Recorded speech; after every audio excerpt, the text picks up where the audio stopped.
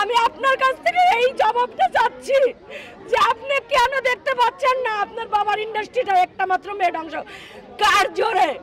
আমি প্রধানমন্ত্রীকে নিয়ে একটা কথা বলতেছি, আপনি সবার জনগণের মা, আপনাকে সবাই মা জানে।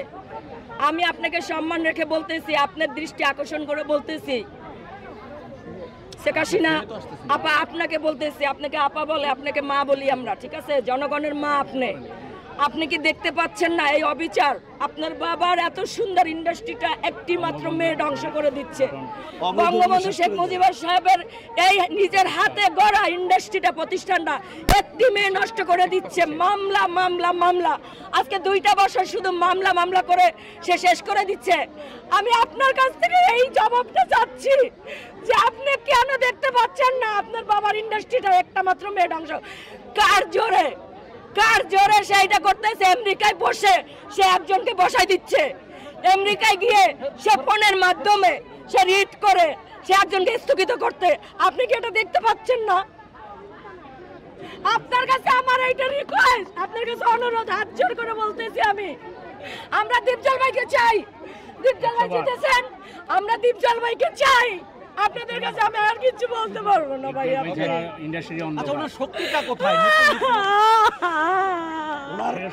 ওনার শক্তি আপনারা চেষ্টা করলে সব বাইর করে দিতে পারবেন। এবং আমরা একটাই জানি, বাংলাদেশ সরকার যদি একটু কেয়ার করে তাহলে সম্পূর্ণ তথ্য বের হয়ে যাবে। ওনার শক্তি কোথায়? আপনারা সাংবাদিক, আমরা শিল্পী সমিতি, আমরা দীপজল ভাইকে চাই। আমাদের সঠিকভাবে আপনারা চোখে দেখছেন, অল পৃথিবী দেখছে, ওনায় মালা দিচ্ছে, আজকে সে এইভাবে ইয়ে করতেছে। আপনারা এটা প্রতিবাদ করেন। আপনারা শিল্পীদের শুধু প্রতিবাদের আশা দেখবেন না, আপনারা অল বাংলাদেশ না অল পৃথিবী দেখতেছে, দেখছে ওরা কিভাবে কি করছে।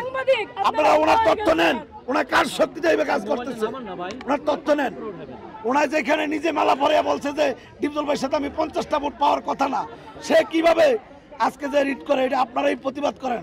আপনারা আমাদের উৎসবের মূল, আপনারা শিল্পীদেরকে উৎসব দেন, আপনারাই আজকে এই জিনিসটা তুলে ধরেন। সরকার দেখুক কে কিভাবে সেই শিল্পী সমিতিকে এইভাবে ধ্বংস করতেছে। আজকে আমাদের বড় বড় সিনিয়ররা অনেকে জিততে আসতেছে না এফডিসিতে, এবং আজকে দীপজল ভাই আমাকে বলতেছে, কালকে রাত্রে বলতেছে, দেখ আজকে তোদের ভালোর জন্য যে আজকে দেখা গেল কি আমি তো এইগুলো এই বয়সে যাওয়ার দরকার নাই, তাকে আমরা জোর করে আনছি। আজকে সে দেখা গেল কি বলতেছে যে আমার মন চায় না ওর মতন মেয়ে আমাকে তুই টাঙ্গার করে বলে।